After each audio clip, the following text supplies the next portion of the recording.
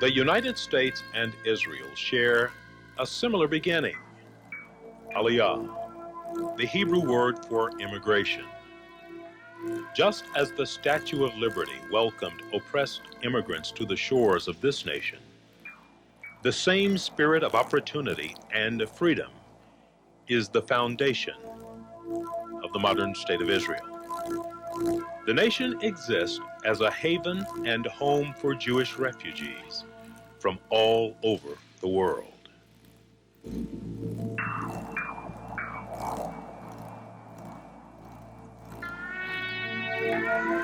The words of the prophet Isaiah, "Fear not, for I am with you. I will bring your descendants from the east and gather you from the west. I will say to the north, give them up, and to the south, do not keep them back. Bring my sons from afar, and my daughters from the ends of the earth." Their journey and their claim to Israel's protection, a part of the biblical past, that they kept Judaism alive in this desert land once ruled by the Queen of Sheba, who had a romance 30 centuries ago with King Solomon. The Israelis codenamed their airlift Operation Solomon. The Jewish Agency has established a network of absorption centers throughout Israel. What's the first thing in the morning? They have to be at Ra'anana at 9 o'clock. And with the help of officials in the agency press office, the way was cleared for our work in the production of this video for our group, Voices United for Israel.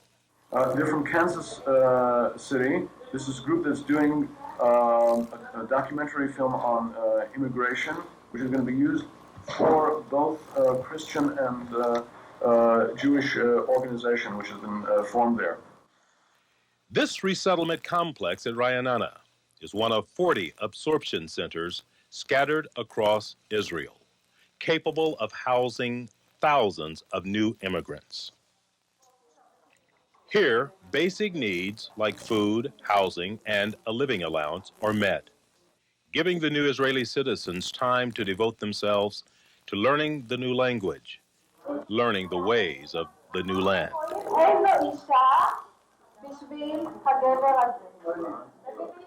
Jewish agency counselors are also on hand to help them adjust to Israeli life. An adjustment that for many, despite all the help, will be difficult. The philosophy behind an absorption center is to provide a soft landing for the immigrant that comes and isn't sure how he will make his way in the new place. So we provide, first of all, housing, comfortable but not luxurious. We provide the Hebrew learning experience on the premises at all levels. We have 13 classes at different levels. We have provided a nursery for the children for the time that the parents are studying and working after they finish studying. We have a social worker on staff who takes care of people who think who have problems, and they certainly are. There are problems with placing children and problem children. There are couples who are having difficulty. There are people for whom the soft landing is not soft enough, and they were not prepared for what they were going to find, and they undergo some kind of crisis when they first arrive. Among those at this center who have come to live in Israel are Jews from all over the world. The largest number from the Soviet Union, and 1 million more Soviet Jews are expected before the end of next year. But there are Jews here from Argentina, South Africa, the United States, Canada, Great Britain, and most of the Eastern European countries, even from the Middle East region. This man brought his family from Iran. I wanted to leave Russia. Most Soviet immigrants choose direct absorption into existing communities rather than living in centers like this. But for those who decide to live here, the maximum stay is 6 months. Each new family receives about $9,000 allowance to cover expenses during the first year. There are about 4 stages that we describe in a person's arrival. The initial euphoria, and then the fall down, and then the gradual climb back. In other words, what looks wonderful when you come becomes questionable when you're feeling doubtful about having come, and then you have to slowly find your way back. Why did you want to come to Israel? What brought you here in the first place? Well, I can tell you only one, that I wanted to leave Russia. A major problem for most of the new immigrants is finding work in Israel. Raisa, for example, taught English at Moscow University and now finds little need for that experience. How was life in the Promised Land? Like Doomsday Book, I told you. No, it's not so bad, of course. It's nice, and I can say that I was lucky because I met very nice people who are very friendly and who helped me greatly, especially during the days of war and of peace as well. And I managed to make a lot of friends, and this immigration business, it's not an easy thing, and I can compare it with refugees in Russia, because before our departure I could see just crowds of people from Armenia and from other republics who suffered from this war between republics. And nobody cared about them. Nobody at all. Only just separate people who were involved. Nobody gave them any shelter. Nobody gave them food. Nobody gave them money. They were on their own. And I know a lot of them because I had students from such families. And I know that a lot of people had to commit suicide. Really, they had no way out. And here in Israel, so many people from Russia and from other parts of the world. And so the government cares. This is a real dream who come to reality, but we have to remember one thing. In daily life, this will not be simple.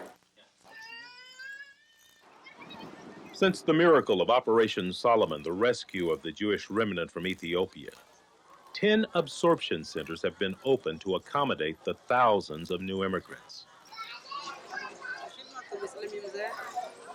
Almost all of this group will live in absorption centers for a year because they have greater needs for the soft landing in Israel. Very nice boys, huh? They were the poorest of the poor in Ethiopia, living in shanty huts for centuries, racked by poverty, disease, discriminated against. But for thousands of years, they held to their Jewish origins. When you first saw Jerusalem for the first time, what was your impression? How did you feel? Very happy. Because you dream something for a long time and see it becomes true. I'm very happy. I look in Jerusalem. It's a very nice and fantastic country. Many of the Ethiopians arrived in Israel in poor health. To help them, a comprehensive health care system of treatment and preventive medicine is in place.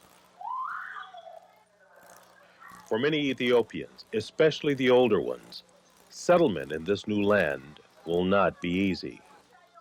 Now that the initial excitement of coming to Israel has faded, reality has set in. Many are finding their new homes and customs here very difficult, very different from where they came.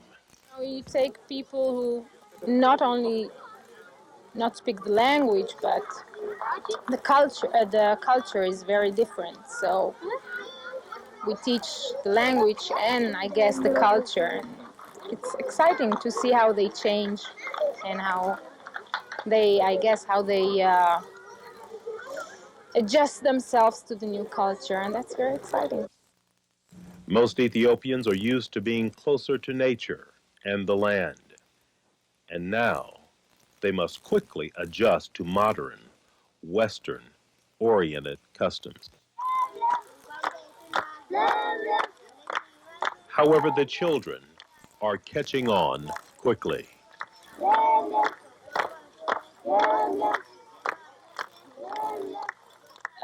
Those who came with no school background whatsoever are slower. Those who did have some school experience are catching up very nicely. Among those who have come, musicians, scientists, doctors, engineers, athletes, artists, so many, the government does not know what to do with them all. I'm a painter, and my husband, he is in mathematics. Astrophysicist. I am an engineer. A qualified engineer. My husband is a meteorologist. Everything must be bigger in a short time. Roads, houses, factories. What do these people do?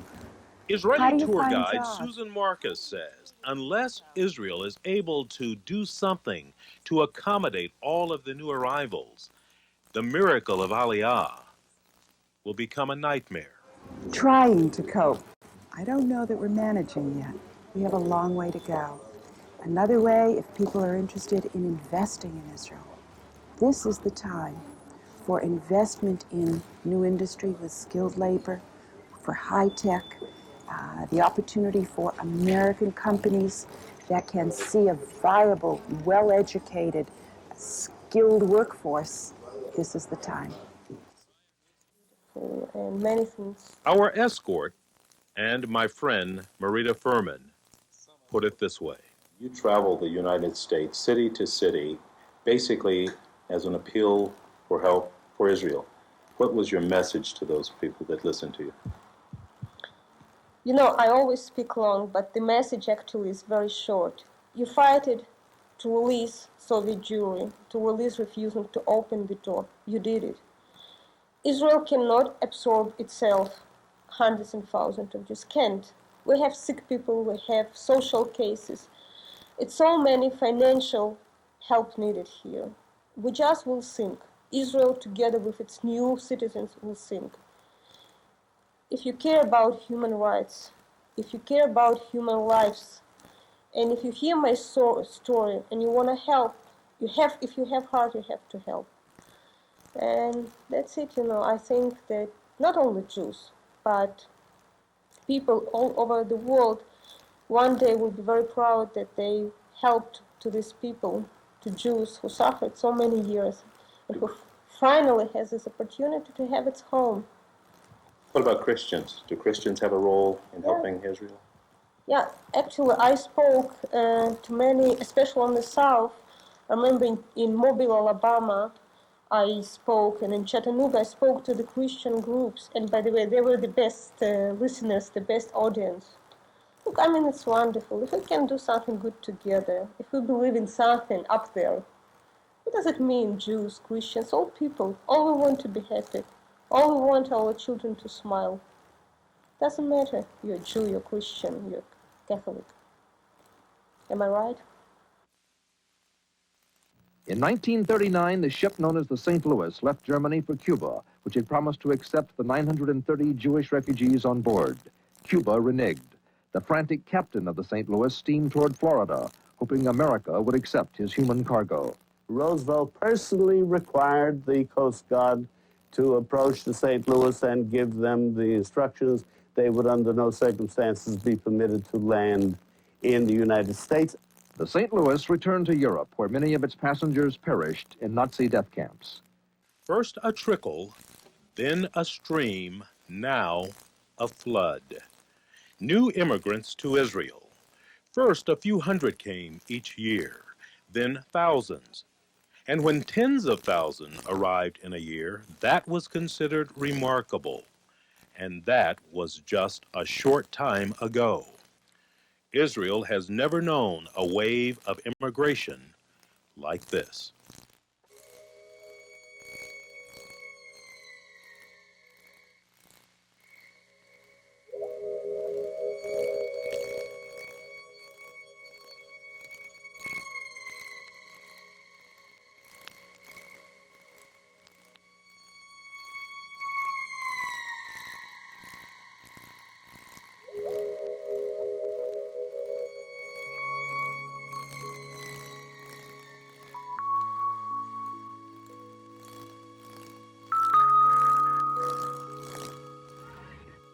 Here are some children of Israel you have not heard much about in the news that generally centers on war and conflict in this land. But the worries of war are far away from the children playing in this schoolyard.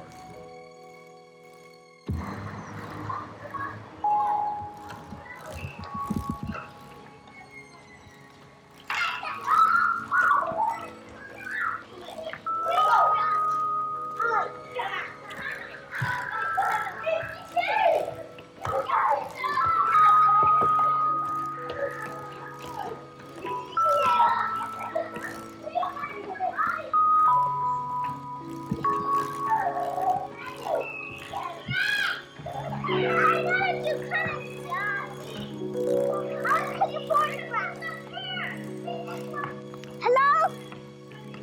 Go back. Yes.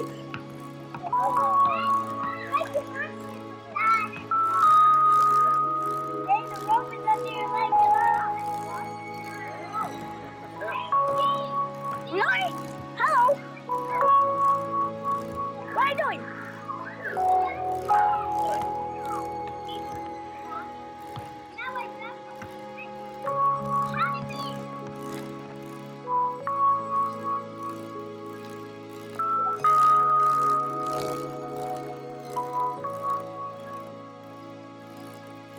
And I tell you, I believe that what is happening now in the world is something which we even cannot understand. The fulfillment of all the prophecies of the Bible are taking place now. If God said, I will bring you back from all the corners of the world, from the north and from the south, here they come. But if you are not sure that this is the work of God, you just explain me, how come that 200,000 people in one morning wake up and said, we want to go back to Israel? How come that for more than 1,800, 2,000 years, when Jews, after the destruction of the first temple, left Israel and went and stayed in Ethiopia, and suddenly they are back here. We have the Ethiopians with us. We have the feeling, everyone has the feeling in his heart, it is only because God wants them to come back to Israel. Here they are, and I don't think that the fulfillment of the prophecies of the Bible should be given only to the Jews in Israel to do it. I think that every Christian should take part in it. And I'm traveling all over the world with my dear wife Esther, and talk about it and explain to the Christians and explain to the Jews also. And we are building together a large, long, strong bridge between Christians and Jews. And that's what we are doing.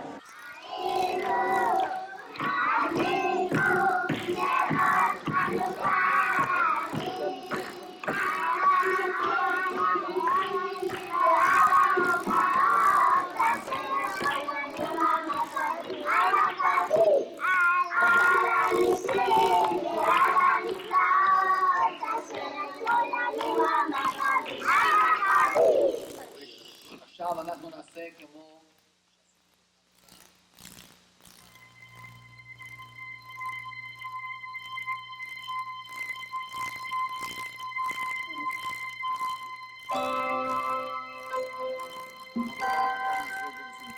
בסדר? עכשיו תשמעו כולם. ברוך אתה השם אלוקינו מלך העולם אשר קידשנו ונצחנו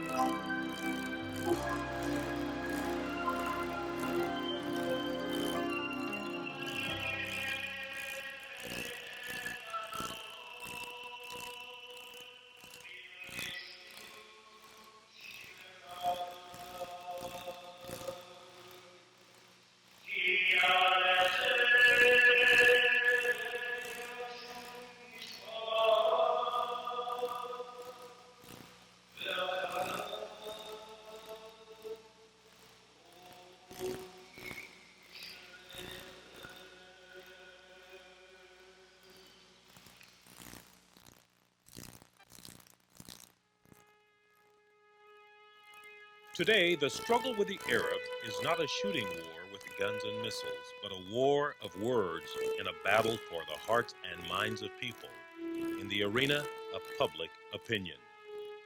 You are witnessing the ingathering of the persecuted and unwanted remnant of the Jewish people. The United States will not offer a home to all these refugees. Unlike the Jews of the 30s, these refugees have a haven, the land of Israel. The United States has made human rights and free immigration of persecuted Jews a cornerstone of our foreign policy, and rightly so. We have a humanitarian obligation to assist in this resettlement effort. This is the monumental task which is gladly being undertaken by Israel, a very small and hard-pressed country. You have seen the story of immigration into Israel and the many complex problems this presents. The difficulty of integrating people from 104 different countries, speaking 83 different languages, into a country which has fought 5 defensive wars in its 40-year history. There is a shortage of jobs, limited housing, and a huge demand on Israel's social and healthcare systems.